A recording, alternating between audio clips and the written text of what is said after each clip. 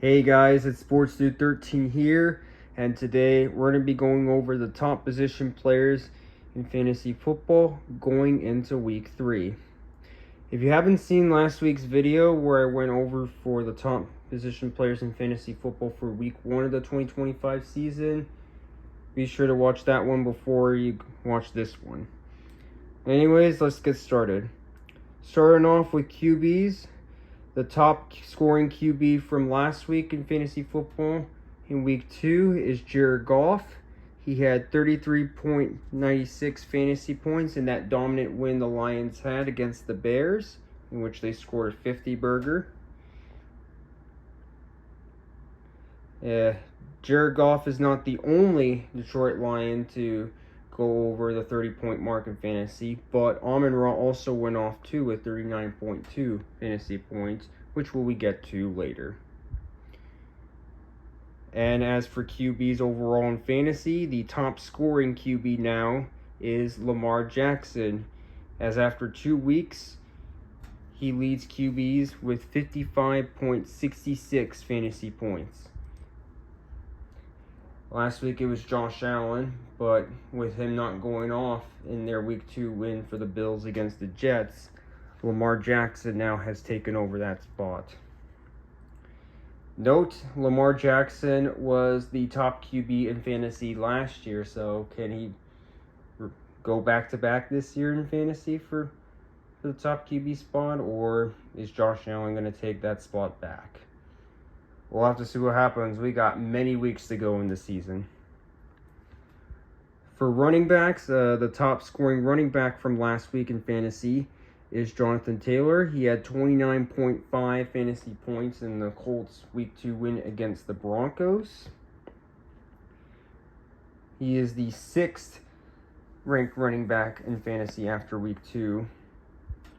Whereas the top scoring running back in fantasy after 2 weeks is James Cook, after he went off against the New York Jets in their win.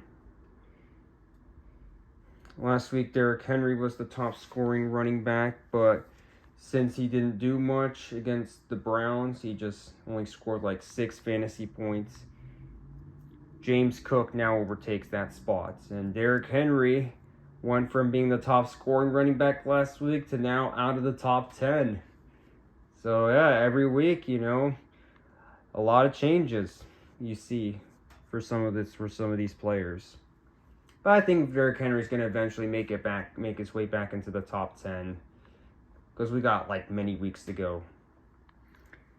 Now, for the top scoring receiver in fantasy football, it was Amon-Ra St. Brown. Like I said, he not only scored 39.2 fantasy points as the top scoring receiver in fantasy last week, but he has also scored more fantasy points than any player last week as well.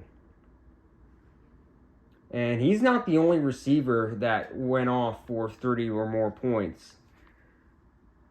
But 3 other receivers also went off for 30-plus points, with those being Malik Nabers, Ja'Marr Chase, and Rome Odunze. Yep.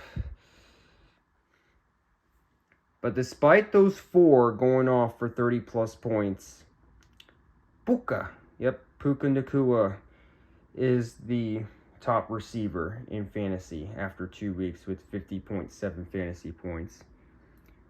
Malik Nabers is the 2nd-ranked receiver in fantasy after that performance he had against the Giants, where he scored those 2 touchdowns in that overtime loss.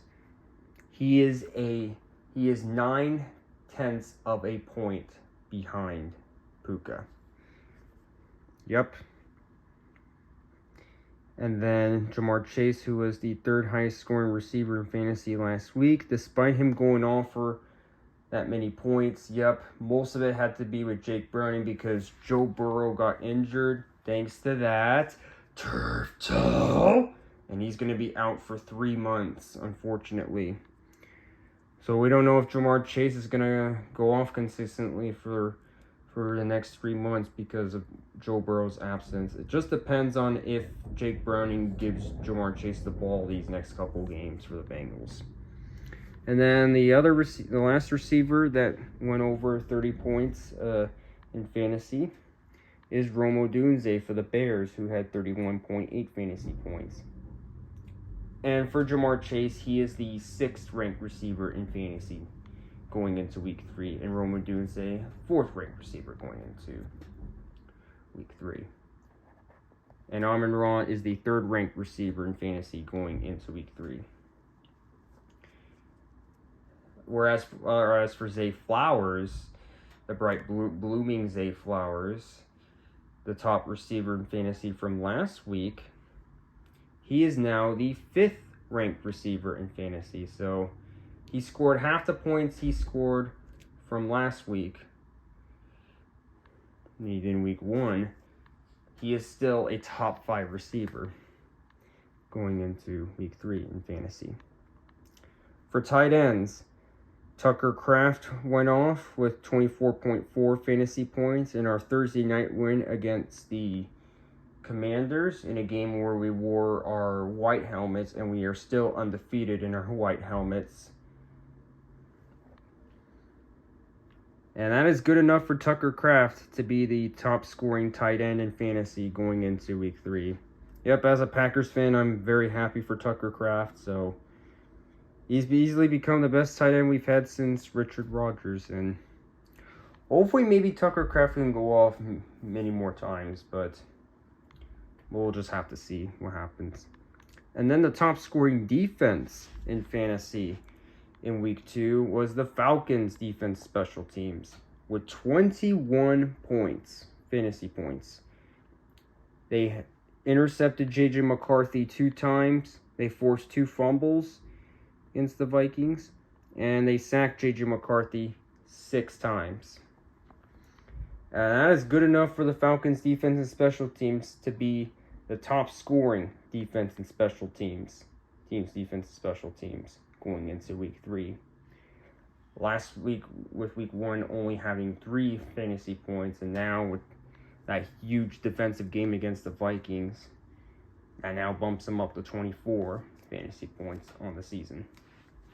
And for kicker, Brandon Aubrey is the highest scoring kicker in week 2 in fantasy with 23 fantasy points, which included that 64-yard field goal that forced overtime against the Giants, and that was a thrilling game. Yep, it was back and forth between those two, and he also kicked the winning field goal to win that game.